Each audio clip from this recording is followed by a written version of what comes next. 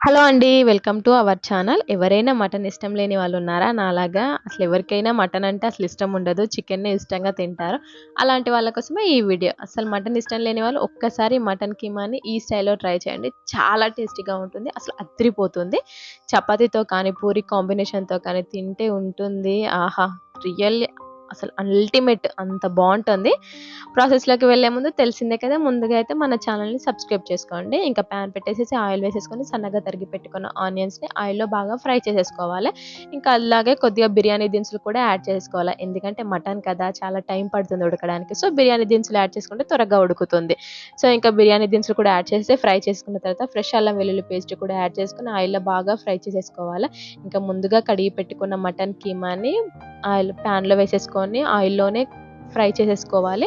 గుర్తుపెట్టుకోండి అస్సలు ఉప్పు, కారం అలా ఏది యాడ్ చేయకండి. ఆయిల్‌లోనే బాగా ఫ్రై అవ్వాలా. ఎందుకంటే మటన్‌లో ఆల్రెడీ వాటర్ లెవెల్స్ ఉంటాయి. సో, ఇంకా అది మనం ఫ్రై అవుతున్న కొద్దీ అందులో వాటర్ అంతా బయటికొచ్చేసి అందులో ఉన్న వాటర్‌తోనే ఆల్మోస్ట్ మటన్ 80% ఉడికిపోతుంది.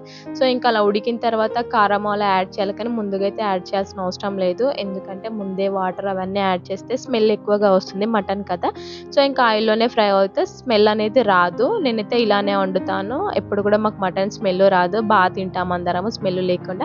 సో, ఇంకా కొద్దిగా 80% ఉడికింది అని టెస్ట్ చేసిన తర్వాత అప్పుడు అందులో కొద్దిగా ఉప్పు అండ్ రుచికి సరిపడా కారం కూడా యాడ్ చేసుకొని ఆయిల్‌లో కొద్దిసేపు ఫ్రై చేసుకున్న తర్వాత కొద్దిగా వాటర్ యాడ్ చేసేసుకోండి.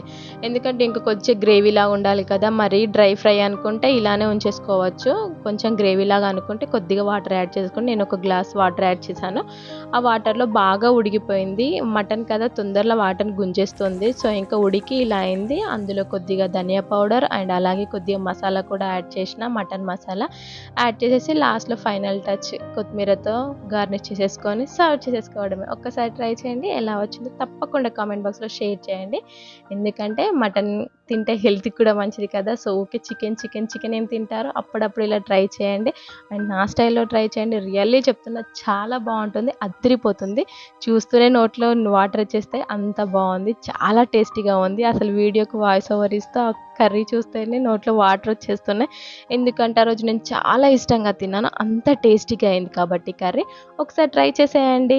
అండ్ మీలో ఎంతమంది మటన్ కీమా లవర్స్ ఉన్నారో వాళ్ళకి తప్పకుండా షేర్ చేయండి వీడియోని.